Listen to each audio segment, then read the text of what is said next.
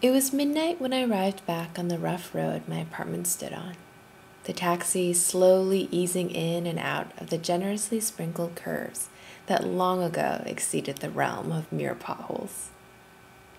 As the clock struck the transient hour, at once marking the end of one day and the beginning of another, I marveled at the fact that just 9 hours ago I had been at the peak of Mount Nyiragongo, above even the clouds, watching the creation and destruction of Earth in the crater of Africa's most active live volcano. Even more incredibly, scaling the mountain with several of my peer Princeton and Africa fellows was just one of several incredible explorations during my year-long fellowship, in which I was lucky enough to travel to and visit friends in 7 countries across sub-Saharan Africa. Together, we danced in the midst of Victoria Falls, traversed the peaks of the Great Rift Valley, celebrated the completion of a 5-year Engineers Without Borders project, and wandered the winding roads of Addis Ababa.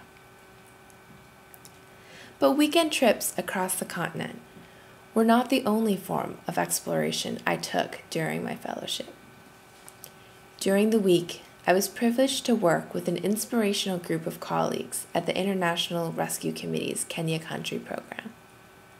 For someone fresh from college and interested in a career in international development, it was an incredible opportunity to explore a parallel field. Each day, I learned about how the humanitarian aid space works to help respond to the world's most devastating disasters.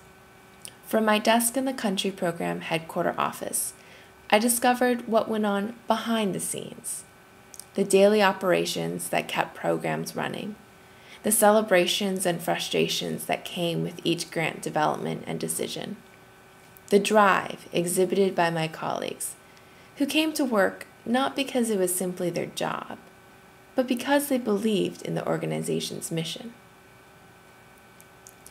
But of course, there are challenges that confront and try even those with the best of intentions.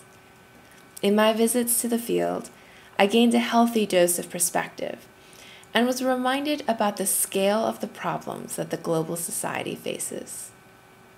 I learned how it felt to be completely overwhelmed by the magnitude of the world's tribulations.